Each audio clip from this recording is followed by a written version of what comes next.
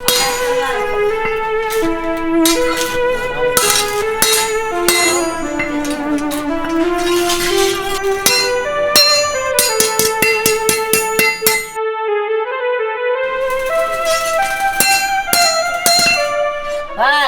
বলেন কি নাস্তা বসা দিছে না কামি করা উচিত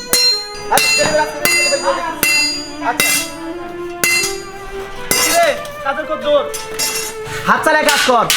এই মালটা কিন্তু আজকে ডেলিভারি দিতে হবো, এইভাবে কাজ করলে চলবো না। পাঠিয়ে ফোন দিছিল।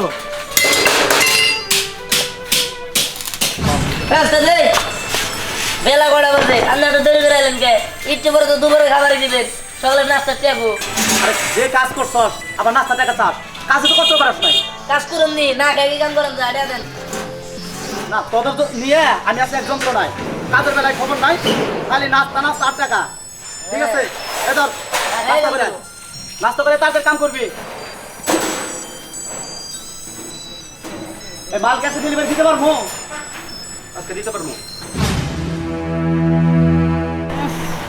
আমার পুরা কপাল উদয় যে মেতর করে জন্মানো দিলাম, খালি পেকে অপমান করে ডাক দেয় মেতর বোধ কইয়া গায়ে বইবা কিছু ডাইলা দেয়।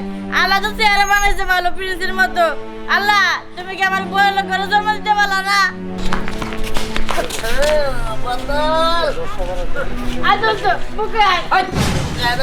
কি কাজ তুই দোস্ত বেগে তোমার মেতর করে হে তুই আমার নাম দে না খালি ওই বেলা বিয়াকে উপরানো মুরানু। এ দোস্ত ক ওই বেলা কব না তুই কথা কইস না, তোর না কইছি যে তুই যখন ময়লা ডাস্টবিনের গাড়ি নিয়ে আবি তখন 4-5টা করে আপনার ঘরে স্প্রে যে পারফিউম আছে না নিয়ে আবি। দোস্ত জিন কাম করি প্যান্টে চলে না, তুই আমার কাছে স্প্রে কিনবার নিকে? দোস্ত তোর না আমার একটা কাম নিয়ে দে, তুই তো জ্বালাই মলাই করস। ওই বেলা কোটা করে কাম দিবি রান্না তোরবো। দোস্ত তুই আমার এই কথাটা কইলি না রে খরচ থাকলে আমার শরীর বন্ধ করবো। হ্যাঁ আমি যাইছে নাস্তা করে আইয়া বেগে গেলে আমার মেতারের বুকবো, আমার বন্ধু আমারও মেতারের বুক হয়। আমি থাকুম কে গাড়ি নিয়ে যাই না এবার টিয়া দিব না।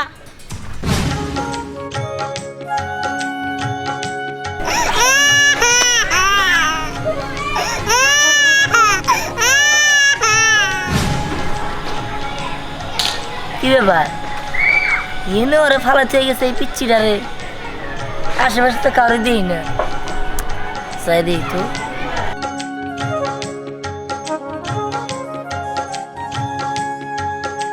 এই সুন্দর বাচ্চাটা রে এনে কারা রেগে গেল?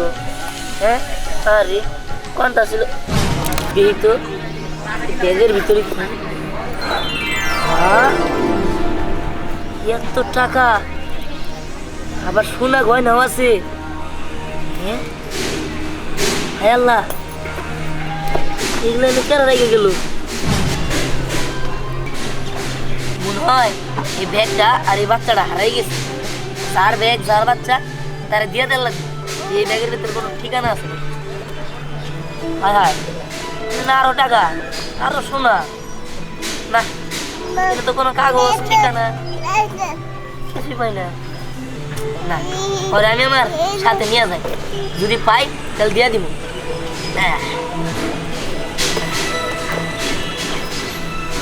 চলো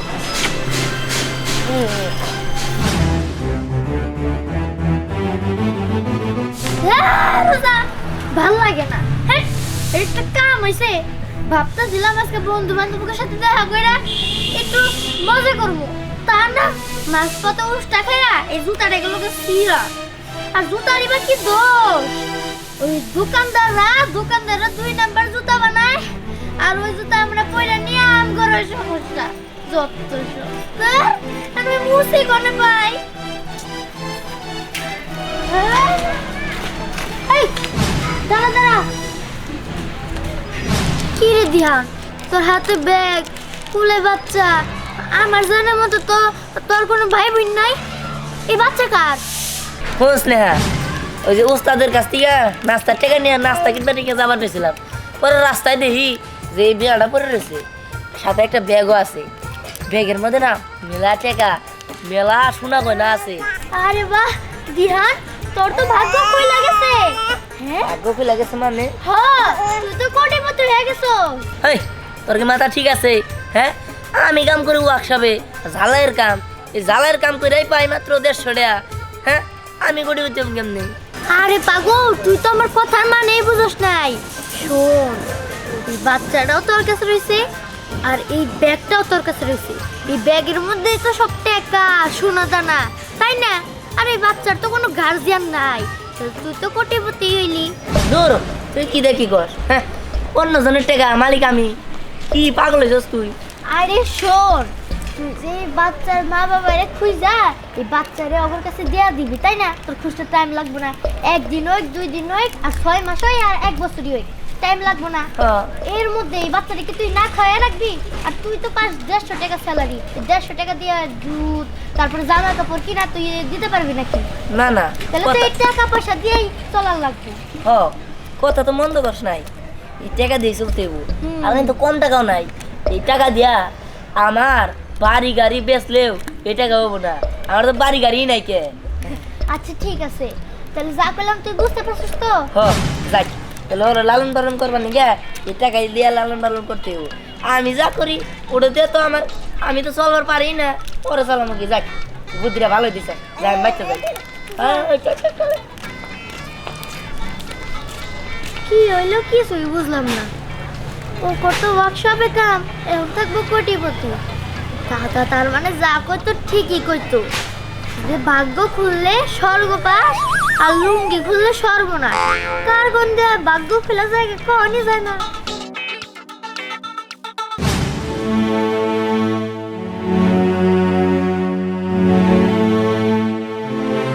কিরে মা, তুই এখানে বসে বসে কাঁদতেছস আর আমি তোর হারাবাড়ি খুঁজে তোরা পাইতেছি না।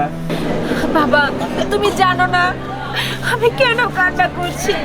আমি যে আমার মেয়েটাকে রাস্তার মাঝখানে রেখে চলে এসেছি, আমার মনটা যে কেমন করছে। বাবা, তোমার মেয়ে যদি তোমার কাছ থেকে অনেক দূরে থাকে তাহলে তোমার কেমন লাগবে? তুমি কি বুঝতে পারছো না যে আমার মনের অবস্থা কেমন হচ্ছে? শোন মা, তোর বাচ্চারা যদি ওই রাস্তায় রাইগে না আসতাম, তোরা কিন্তু এই ভালো জায়গায় বিয়েও দিতে পারতাম না, আর তারাও কিন্তু মাইনে নিত না। তোর সুখের জন্য আমি যা করছি তোর সুখের জন্য করছি। বাবা, আমি তো আমার মেয়েকে রেখে এসেছি ঠিকই, আমি তার সাথে অনেক সোনা গহনা টাকা পয়সা সবই রেখে এসেছি। ও যদি ভালো মানুষের হাতে পড়ে তাহলে আমার মেয়ের কোনো ক্ষতি হবে না, আর যদি খারাপ মানুষের হাতে পড়ে তাহলে সোনা গহনা টাকা পয়সা সব নিয়ে চলে যাবে। কিন্তু আমার মেয়ে তো এই রাস্তার মাঝখানেই রয়ে যাবে। শোন মা, তুই কোনো ধরনের চিন্তা করিস না। ও নাতেও কিন্তু আমার কলজার টুকরা। আমার যত হানি সম্ভব ওরা আমি চোখে চোখে রাখুন, বুঝছো? এর নিয়ে তুই কোনো ধরনের চিন্তা করিস না। মা, তুই কান্দাকাটি করিস না। আর তোর শ্বশুর বাড়ির লোকেরা জানি জানতে না পারে তোর বাচ্চা আছে, তাহলে কিন্তু সব শেষ হয়ে যাবো। কান্দিস না মা, তুই আস আমার সাথে, চলো।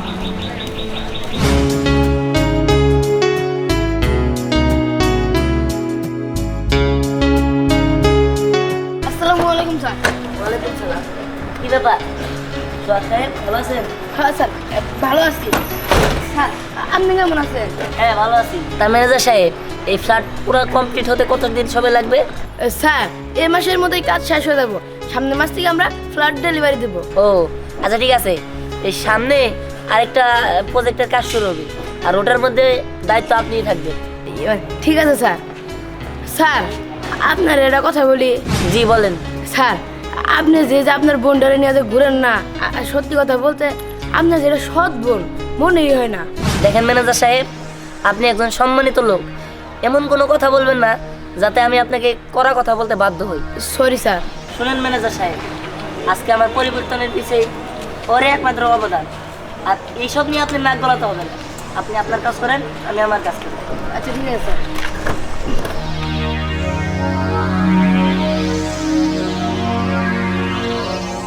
স্যার, আসসালামু আলাইকুম।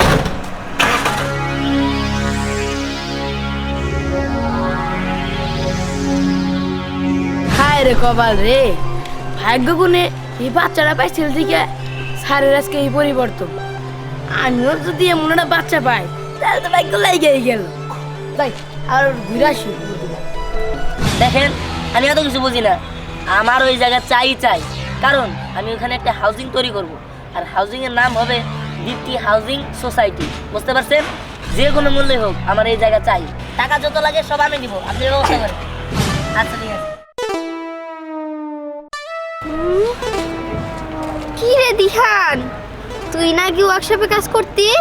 হ্যাঁ, তোর এত পরিবর্তন আমি বুঝতে পারছি। তুই এখন মনে হয় কোনো গাড়ির গ্যারেজে কাজ করস, আর নাইলে গাড়ির শোরুমে, তাই না?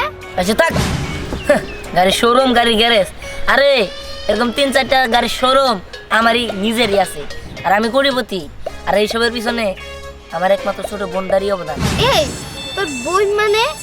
আমি তো জানি এই দুনিয়া তোর বাপ মা কেউ নাই, বই নাই লোকন থেকে। এটা তো না জানলেও চলবে।